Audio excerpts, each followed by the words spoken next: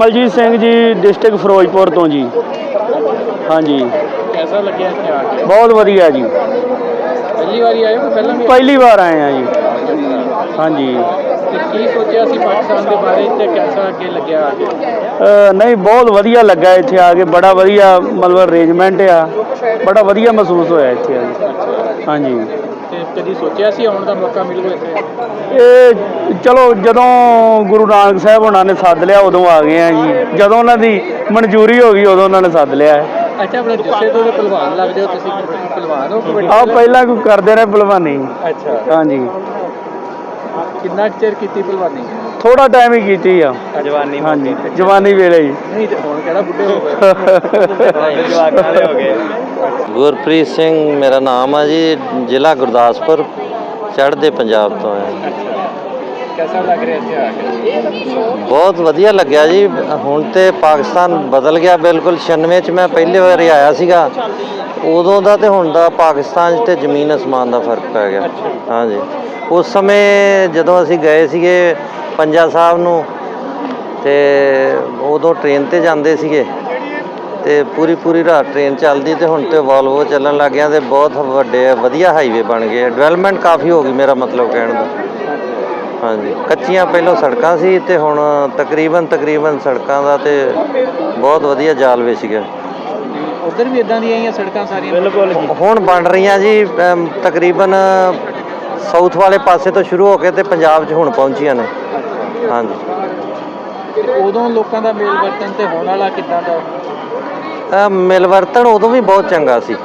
ਅਸੀਂ ਜਦੋਂ ਆਏ ਸੀਗੇ ਬਹੁਤ ਪ੍ਰੇਮ ਪਿਆਰ ਕਰਦੇ ਸੀਗੇ, ਤੇ ਹੁਣ ਵੀ ਉਸ ਤੋਂ ਵੀ ਵੱਧ ਆ ਪਿਆਰ। ਉਹ ਬੜੇ ਚਾਅ ਨਾਲ ਮਿਲਦੇ ਨੇ ਸਾਰੇ ਸਾਨੂੰ, ਸਿੱਖ ਮਜ਼ਹਬ ਵਾਲਿਆਂ ਨੂੰ। ਹਾਂਜੀ, ਚਾਅ ਕਰਦੇ ਨੇ ਸਾਨੂੰ ਮਿਲਣ ਦਾ। ਹਾਂਜੀ। ਤੇ ਮੁੜ ਕੇ ਵੀ ਆਉਣ ਦਾ ਪਲਾਨ ਹੈ? ਹਾਂਜੀ ਜ਼ਰੂਰ ਜੀ। ਅਸੀਂ ਫਿਰ ਨਵੰਬਰ 'ਚ ਆਪਣੇ ਵੀਜ਼ੇ ਕੋਸ਼ਿਸ਼ ਕਰਨੀ ਲਗਾਉਣ ਦੀ, ਜੇ ਲੱਗ ਜਾਣ ਤੇ ਬਹੁਤ ਬਿਹਤਰ ਆ। ਬਾਕੀ ਗੁਰੂ ਨਾਨਕ ਪਾਤਸ਼ਾਹ ਬੁਲਾਉਣਗੇ ਤੇ ਆਉਣਾ ਹੀ ਆਉਣਾ ਜੀ। ਹਾਂਜੀ। ਤੁਹਾਡੇ ਵੱਡੇ ਇੱਧਰ ਦੇ ਸੀ ਉੱਧਰ ਦੇ ਸੀ? ਨਹੀਂ, ਅਸੀਂ ਉੱਧਰ ਦੇ ਸੀਗੇ ਜੀ। मेरा नाम जुगराज सिंह है जी, फिरोजपुर तो आए हैं जी। कैसा लग रहा है? बहुत वधिया लग रहा जी।